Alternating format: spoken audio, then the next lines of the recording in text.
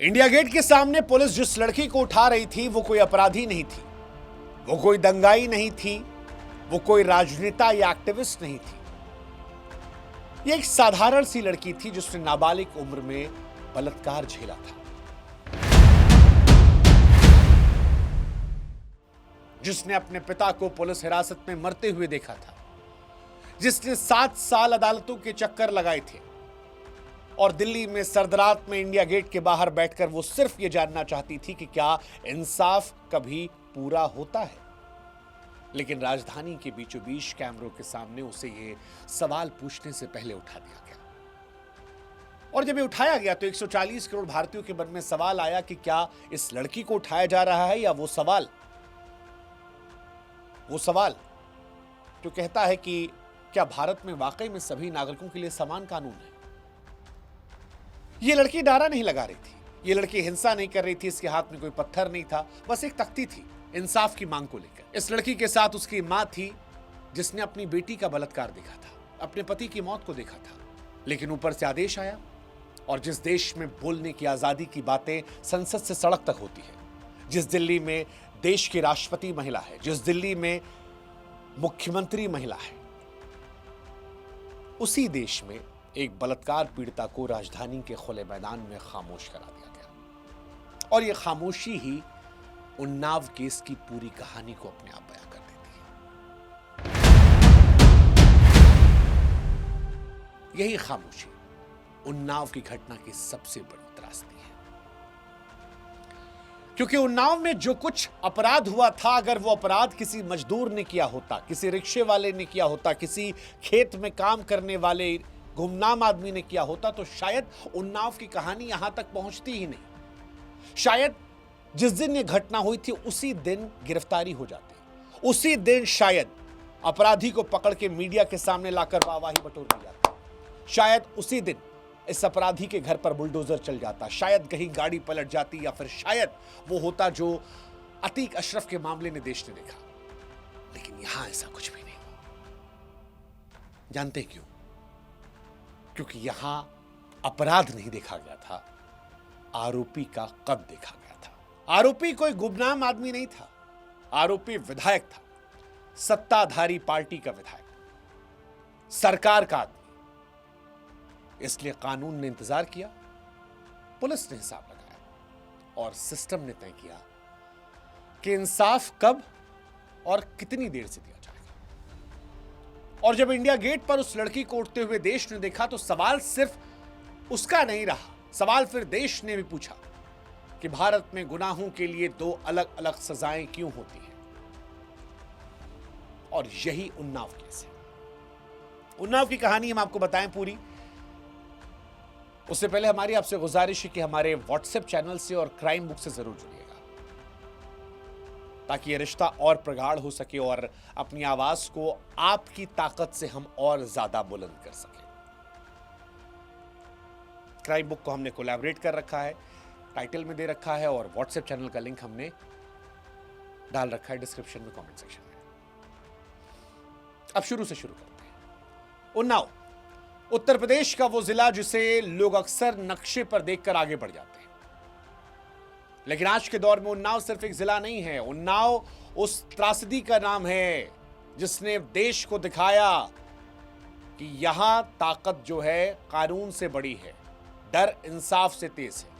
और अब जो कहानी हम आपको बताने जा रहे हैं ये किसी फिल्म की स्क्रिप्ट नहीं है साहब, हालांकि इसमें सब कुछ वो है जो हम पिक्चर में देखते हैं। उन्नाव की कहानी में सब है, दबंग नेता, सहमी हुई पुलिस, अदालतों की देरी, एक नाबालिग लड़की जो अकेले सिस्टम के सामने खड़ी है, एक साधारण सा परिवार। जो पीड़िता आज उन्नाव से लेकर दिल्ली तक सिस्टम से लड़ रही हो, बड़े साधारण परिवार से, उसका जीवन गांव, घर, रोजमर्रा की जरूरतों तक सीमित था। वो कोई राजनीतिक कार्यकर्ता नहीं थी, संगठन की सदस्य नहीं थी, उसके पिता मेहनत मजदूरी करने वाले इंसान थे, चाचा ताऊ साथ में खड़े रहते थे, 3 भाइयों का छोटा सा संसार था जिसमें पॉलिटिक्स का कोई खास दखल नहीं था। लेकिन फिर यूपी की पॉलिटिक्स, यहां राजनीति अपने आप आपको ढूंढ लाती है। इसी उन्नाव में कुलदीप सेंगर नाम के नेता, दबंग छवि वाले, सत्ताधारी पार्टी बीजेपी से जुड़े हुए, कई बार के विधायक, प्रशासन में उनकी पकड़ थी, पुलिस स्थानीय अधिकारियों पर उनका असर था, चुनाव के समय इसी लड़की के पिता चाचा ताऊ ने उसकी मदद की। ये बात बाद में सीबीआई की जांच और अदालत की गवाहियों में भी सामने आई। उस वक्त दोनों पक्षों के बीच संबंध सामान्य थे, कोई टकराव नहीं था, कोई दुश्मनी नहीं थी। लेकिन विधायक बनने के बाद हालात बदलने लगे। गांव की राजनीति, प्रधान का चुनाव, स्थानीय सत्ता के समीकरणों ने इन रिश्तों में खटास पैदा कर दी और इसी दौर में पीड़िता के चाचा ताऊ के खिलाफ अलग अलग मामलों में पुलिस ने कार्रवाई कर ली। परिवार का यह आरोप था कि ये मामले जो थे ये दबाव में दर्ज किए गए थे। यहीं से दोनों पक्षों के बीच तनाव जो था वो खुलकर सामने आने लगा और यहीं से ये साफ होने लगा कि सिस्टम किस तरफ खड़ा है। फिर साल 2017 वो घटना होती है जिसने पूरे मामले को जन्म दिया। पीड़िता का आरोप था कि वो अपने परिवार से जुड़े विवाद की शिकायत लेकर विधायक जी के पास गई थी, पर उसका यह आरोप था कि भरोसे के नाम पर उसे बुलाया गया और वहीं पर उसके साथ दुष्कर्म किया गया। जिस वक्त दुष्कर्म किया गया उस वक्त तो नाबालिग थी। यह आरोप साधारण नहीं थे, ये सीधे सत्ता में बैठे एक व्यक्ति के खिलाफ थे। घटना के बाद पीड़िता ने पुलिस संपर्क किया, लेकिन यहीं से कहानी का दूसरा चेहरा सामने आया। पहले एफआईआर दर्ज करने में देरी हुई। शुरुआती शिकायत में आरोपी का नाम साफ तौर पर शामिल नहीं किया गया। परिवार का यह कहना था कि पुलिस दबाव में थी और मामले को हल्का दिखाने की कोशिश कर रही थी। बाद में पीड़िता ने कहा था कि उसकी सबसे बड़ी लड़ाई डर से नहीं बल्कि इस इंतजार से थी कि उसका सच कब लिखा जाएगा। शिकायत के साथ ही दबाव शुरू हो गया। समझौते की पेशकश हुई। कहा गया कि मामला यहीं खत्म कर दो। धमकियां दी गई। जब परिवार नहीं झुका तो हालात और बिगड़े और यही वो मोड़ आया जहां पर केस सिर्फ एक अपराध का नहीं था बल्कि सिस्टम बनाम परिवार की लड़ाई बन गया। इसी दौरान पीड़िता के पिता को एक अलग मामले में गिरफ्तार कर लिया गया। उन पर हथियार रखने और हिंसा से जुड़े आरोप लगाए गए। परिवार ने कहा कि यह गिरफ्तारी बदले की कार्रवाई है, एक संदेश है कि अगर शिकायत वापस नहीं ली तो अंजाम और ज्यादा बुरा होगा। पुलिस हिरासत में रहते हुए पिता की तबीयत बिगड़ी। परिवार का आरोप था कि पेट में तेज दर्द की शिकायत थी, लेकिन समय पर इलाज नहीं दिया गया। कई बार पुलिस को सूचना दी गई, लेकिन डॉक्टर को नहीं दिखाने दिया। लापरवाही जानबूझकर बरती गई और इसी वजह से इस पीड़िता के पिता की मौत हो जाती है। पोस्टमार्टम रिपोर्ट और जांच में हालांकि बाद में एक बात और सामने आई कि यह मौत सामान्य नहीं थी। हिरासत में रखे गए व्यक्ति को समय पर इलाज न देना गंभीर लापरवाही मानी गई। अदालत ने पुलिस की भूमिका पर सवाल उठाए और बाद में इस मामले में एक अलग से मुकदमा भी चलाया गया। पुलिसकर्मियों पर कार्रवाई हुई और सजा भी दी गई। यानी अदालत ने स्पष्ट तौर पर माना कि सिस्टम ने यहां सिर्फ गलती नहीं की, जुल्म किया था। लेकिन जिस ताकत ने पूरी श्रृंखला की शुरुआत की वो तब भी सुरक्षित था। पिता की मौत के बाद परिवार पूरी तरह टूट चुका था। घर में डर था, बाहर खतरा था। पीड़िता लंबे समय तक खामोश थी, लेकिन ये चुप्पी हार नहीं थी, ये तैयारी थी। उसने कानूनी लड़ाई छोड़ने का फैसला नहीं किया। उसने राज्य सरकार को पत्र लिखा, हाई कोर्ट को लिखा, सुप्रीम कोर्ट से गुहार लगाई, लेकिन लंबे समय तक कोई कार्रवाई नहीं हुई। इस दौरान एक और घटना घटित हुई जिसने पूरे देश का ध्यान इस केस की तरफ खींचा। पीड़िता अपने वकील और एक रिश्तेदार के साथ यात्रा कर रही थी कि तभी उनकी कार एक ट्रक से टकरा जाती है। इस हादसे में भी एक रिश्तेदार की दर्दनाक मौत होती है और पीड़िता गंभीर रूप से घायल होती है। वो कई दिनों तक अस्पताल में भर्ती रही। यह सिर्फ सड़क हादसा नहीं था, यहाँ पर उस खतरे की झलक थी जिसमें वो जी रही थी। और यहीं से मामला राष्ट्रीय बहस का बन गया। मीडिया का दबाव बना, सवाल उठने लगे और तब जाकर सिस्टम का रवैया बदला। मीडिया में जब यह मामला उछल गया तब यह साफ हुआ कि अब दबाना मुश्किल है। सड़क हादसे में पीड़िता के गंभीर रूप से घायल होने और एक रिश्तेदार की मौत के बाद देश भर में सवाल उठने लगे। सिर्फ अपराध पर नहीं बल्कि सिस्टम पर। वो सिस्टम जो इतने सालों से इस मामले को टाल रहा था। इसी दबाव के बीच राज्य सरकार ने जांच सीबीआई को सौंपने की घोषणा की। सीबीआई की एंट्री इस केस का एक बड़ा मोड़ थी। यह साफ संकेत था कि मामला स्थानीय पुलिस के बस का नहीं है। सीबीआई ने अपनी जांच की शुरुआत पुराने रिकॉर्ड, शिकायतों और गवाहियों से की। सबसे पहले देखा गया कि एफआईआर दर्ज करने में देरी क्यों हुई, शुरुआती शिकायतों में आरोपी का नाम क्यों नहीं लिखा गया और किसके दबाव में मामले को हल्का दिखाने की कोशिश हुई। इस जांच के दौरान सीबीआई ने पीड़िता, उसके परिवार के सदस्यों, गांव के लोगों और पुलिस अधिकारियों के बयान दर्ज किए। कई गवाहों ने कहा कि उस वक्त इलाके में डर का माहौल था, विधायक के नाम के साथ जुड़ा हुआ डर। कई लोगों ने खुलकर बयान देने से इनकार किया। कुछ ने बाद में अदालत के सामने कहा कि उन्हें धमकियां दी गई थी। ये पहली बार नहीं था जब किसी ताकतवर आरोपी के मामले में गवाह डर गए थे, लेकिन उन्नाव केस में ये डर खुलेआम निकलकर सामने आ रहा था। इसके बाद सीबीआई की चार्जशीट आती है जिसमें साफ साफ कहा जाता है कि पीड़िता नाबालिग थी और उसके बयान लगातार एक जैसे रहे। मेडिकल रिपोर्ट, सबूत और गवाहियों के आधार पर एजेंसी ने माना कि आरोप गंभीर है, मुकदमा चलना चाहिए। सीबीआई ने यह भी कहा कि आरोपी ने अपने पद और प्रभाव का इस्तेमाल करके पीड़िता और उसके परिवार पर दबाव बनाया। फिर जैसे जैसे जांच आगे बढ़ी, मामला सुप्रीम कोर्ट तक गया। सुप्रीम कोर्ट ने इस केस को सामान्य आपराधिक मामला मानने से इंकार कर दिया। अदालत ने कहा कि जब आरोपी एक प्रभावशाली जनप्रतिनिधि हो और पीड़िता की सुरक्षा पर सवाल हो तो निष्पक्ष सुनवाई करना जरूरी हो जाता है। इसी आधार पर सुप्रीम कोर्ट ने केस को उत्तर प्रदेश से बाहर ट्रांसफर करने का आदेश दिया। उस वक्त यह फैसला असाधारण था। बहुत कम मामले ऐसे होते हैं जहां सुप्रीम कोर्ट किसी राज्य से ट्रायल बाहर भेजता है, लेकिन उन्नाव केस में अदालत ने माना कि स्थानीय हालात निष्पक्ष सुनवाई के अनुकूल नहीं है। इसके बाद केस दिल्ली की अदालत में चला। यह सिर्फ ट्रांसफर नहीं हुआ था, सुप्रीम कोर्ट ने सुनवाई की निगरानी भी अपने हाथ में रखी। यह अपने आप में बताने के लिए काफी है कि यह मामला कितना ज्यादा संवेदनशील था। दिल्ली में ट्रायल हुआ, अदालत में पीड़िता ने बयान दोहराए, बचाव पक्ष ने सवाल किए, जिरह की, लेकिन अदालत ने माना कि पीड़िता के बयान में कोई बड़ा विरोधाभास नहीं। मेडिकल सबूत, परिस्थितियों और सीबीआई की जांच को देखते हुए अदालत ने यह माना कि यह सिर्फ आरोप नहीं है बल्कि एक साबित होने योग्य अपराध है। इसी दौरान अदालत में यह भी सामने आया कि किस तरह पीड़िता की पहचान शुरुआती दौर में लीक की गई। कानून किसी भी बलात्कार पीड़िता की पहचान उजागर करना अपराध मानता है, लेकिन इस केस में सोशल मीडिया और कुछ माध्यमों के जरिए उसकी पहचान को सार्वजनिक किया गया। डराने के लिए, बेइज्जत करने के लिए या कमजोर करने के लिए, इसका फैसला हम आप पर छोड़ देते हैं। सुप्रीम कोर्ट ने इस पर सख्त टिप्पणी करते हुए कहा कि यह पीड़िता की गरिमा का उल्लंघन है। यह भी दिखाता है कि सिस्टम ने उसे सिर्फ सुरक्षा नहीं दी बल्कि उसकी इज्जत की भी वो रक्षा नहीं कर पाई। ट्रायल के दौरान गवाहों की सुरक्षा भी बड़ा मुद्दा रही। कई बार अदालत को सुनिश्चित करना पड़ा कि गवाह बिना डर के बयान दें। इसी वजह से पीड़िता को Z+ की सुरक्षा दी गई।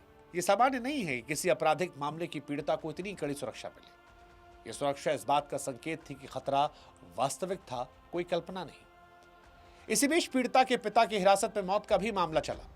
इस मामले में अदालत ने माना कि पुलिस ने लापरवाही बरती और हिरासत में बंद एक व्यक्ति को उसका बुनियादी अधिकार इलाज नहीं दिया गया।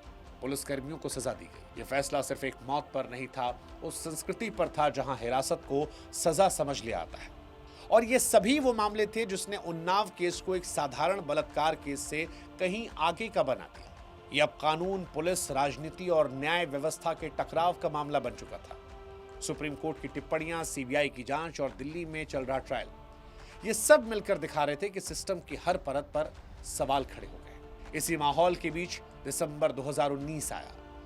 महीनों की सुनवाई, गवाहों और बहसों के बाद दिल्ली की विशेष अदालत ने अपना फैसला सुनाया और फैसला था कि कुलदीप सेंगर ने नाबालिग लड़की के साथ दुष्कर्म किया था।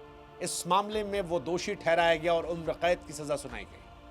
अदालत ने अपने फैसले में साफ कहा कि आरोपी एक जनप्रतिनिधि था और उसने अपने पद और ताकत का गलत इस्तेमाल किया। यह सिर्फ एक अपराध नहीं, ये जनता के भरोसे के साथ किया गया विश्वासघात था।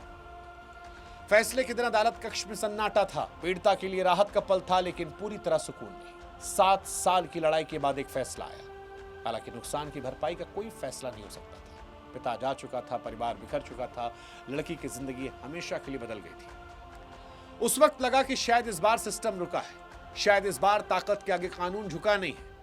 लेकिन उन्नाव केस की कहानी अभी भी खत्म नहीं हुई, क्योंकि फैसले के बाद भी लड़ाई बाकी थी और अगला अध्याय अदालतों के बाहर नहीं बल्कि उन्हीं के भीतर लिखा जाना था। दिसंबर 2019 का फैसला उन्नाव केस का एक अहम पड़ाव था। लेकिन भारत की न्याय प्रक्रिया यहां खत्म थोड़ी जाती है। भारत में सजा के बाद भी एक लंबा रास्ता बचा रहता है, अपीलों का, अर्जियों का, तारीखों का। कुलदीप सेंगर ने उसी रास्ते को चुना। उसने हाईकोर्ट में अपील दाखिल की, कानूनी दलीलें दी। कहा गया कि ट्रायल में त्रुटियां हैं, कहा गया सजा ज्यादा सख्त है, कहा गया कि अपील पर फैसला आने में समय लगेगा। और यहीं से कहानी दूसरी शुरू होती है, जो कागजों में तो कानूनी लगती है लेकिन जमीन पर इंसाफ को टाल देती है। अपील लंबित रहने के दौरान आरोपी जेल रहा, साल बीते। पीड़िता अपनी जिंदगी सुरक्षा के घेरे में जीती रही, अपने घर, अपने गांव, अपने जिले से दूर रही। उसका नाम, उसका पहचान, सब कुछ केस फाइल में तब्दील हो गया था। लेकिन फिर 2025 में दिल्ली हाईकोर्ट ने एक अहम आदेश दिया। अदालत ने कहते हुए कुलदीप सेंगर की सजा को निलंबित कर दिया कि अपील लंबित है और आरोपी लंबे समय से जेल में। इस आधार पर उसे जमानत दे दी गई। अब कहने को यह फैसला तकनीकी तौर पर कानून के दायरे में था, लेकिन इसका असर सिर्फ कागजों तक सीमित नहीं था। इस फैसले में अदालत ने यह नहीं पूछा कि पीड़िता इन सालों में किस हाल में जी रही, यह नहीं पूछा कि उसकी सुरक्षा, उसका डर, उसका मानसिक बोझ कितना भारी है। यहां देरी को आरोपी के पक्ष में गिना गया और वह देरी पीड़िता के लिए सजा बन गई। यहीं से उन्नाव केस फिर चर्चा में आया।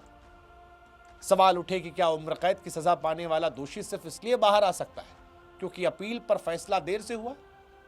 क्या न्याय में देरी का फायदा हमेशा ताकतवर को मिलता है? और क्या पीड़िता की जिंदगी का हिसाब इस प्रक्रिया में कहीं दर्ज होता है? सीबीआई ने जमानत आदेश को सुप्रीम कोर्ट में चुनौती दी है। एजेंसी का कहना था कि अपराध की गंभीरता, पीड़िता की मामले की स्थिति और मामले की पृष्ठभूमि को देखते हुए जमानत नहीं होनी चाहिए। मामला फिर सुप्रीम कोर्ट पहुंचा। यानी जिस अदालत को कभी इस केस में हस्तक्षेप करना पड़ा था, वही अदालत अब फिर से इस कहानी का फैसला करने वाली थी। लेकिन सुप्रीम कोर्ट की सुनवाई आदेशों के बीच का समय वही समय जिसमें पीड़िता फिर अकेली थी। दिसंबर 2025 फिर आया, ठंड दिल्ली की सड़कों पर, और इस बार फिर वही सवाल ये लड़की, जहां से हमने शुरू किया था कि क्या देश में इंसाफ आम इंसान को मिलता है? क्योंकि इसी सवाल का जवाब लेने वो इंडिया गेट पहुंची थी, बिना शोर शराबे, बिना नारेबाजी, बिना तख्ती के। वो सिर्फ ये पूछना आती थी कि क्या ऐसे गंभीर मामलों में जमानत मिल सकती है? और फिर वही हुआ जिसके से बार बार होता है। पुलिस पहुंची, सुरक्षा का हवाला दिया गया, लड़की को हटा दिया गया। जब लड़की को हटाया गया तो ये दृश्य सिर्फ कार्रवाई नहीं थी, ये उस लड़ाई की एक तस्वीर थी, आईना था, जिसमें एक तरफ कागजों में लिखे कानून थे, एक तरफ जिंदगी। अदालतों के भीतर फैसले होते रहे, लेकिन अदालतों के बाहर यह साफ दिख रहा था कि ताकत और डर अभी भी बराबरी पर नहीं है। आप जानते हैं इस पूरे मामले में सबसे डरावनी चीज क्या है? शोर नहीं है, सबसे डरावनी चीज खामोशी है। जमानत के बाद कोई बड़ा राजनीतिक बयान नहीं आया। जो आए वो कुलदीप सेंगर के समर्थन में थे। किसी ने जिम्मेदारी नहीं ली। वही चुप्पी जो इस केस की शुरुआत के साथ चली थी, वही रही। और जब सिस्टम चुप होता है तो किसी एक व्यक्ति को नहीं बल्कि पूरी ताकत को बचा रहा होता है। आज ये मामला फिर सुप्रीम कोर्ट के सामने है। कानूनी लड़ाई जारी है, फैसले आने बाकी हैं। लेकिन इन सालों में जो नुकसान हुआ उसकी भरपाई किसी आदेश से नहीं हो सकती। ये समझना होगा कि एक पिता वापस नहीं आएगा, एक रिश्तेदार की मौत का जवाब नहीं मिलेगा, एक लड़की की जिंदगी बलात्कार के बाद पहले जैसे कभी नहीं हुई। और इसलिए ये कहानी उन्नाव की होकर भी सिर्फ उन्नाव की नहीं है। ये कहानी उस देश की है जहां कभी कभी अपराध से ज्यादा अहम आरोपी की पहचान हो जाती है। कानून किताब में तो बराबर होता है, लेकिन जमीन पर उसका वजन अलग अलग लोगों पर अलग अलग पड़ता है। सच कहें तो ये केस अदालत में नहीं, हैसियत में लड़ा गया।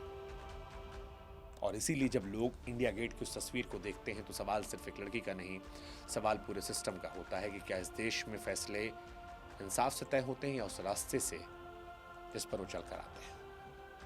ये कहानी तभी खत्म होगी जब कानून और ताकत के बीच की दूरी खत्म होगी। और फिलहाल यही इस देश की सबसे दुर्भाग्यपूर्ण सच्चाई है। अफसोस है, सच है। सच है कि फैसला, कानून, लड़ाई, केस, ये सारी कहानी जो है ये पद और कद देखकर होती है। वरना बुलडोजर चल सकते थे, गाड़ी पलट सकती थी, हिसाब हो सकता था। लेकिन एक साधारण लड़की जब सिस्टम से लड़ रही है तो ये सब नहीं होता, सिर्फ इंतजार होता। उम्मीद करते हैं कि आप भी खामोश नहीं होंगे, आवाज उठाएंगे, क्योंकि अगर आज आप खामोश रहेंगे तो कल आपके साथ जब होगा तब भी ये खामोशी रहेगी और उस दिन आपको इस डर का एहसास होगा। तो आइए एक साथ मिलकर आवाज उठाएं ताकि सही मायनों में इंसाफ हो पाए। जय हिंद, जय भारत, नमस्कार।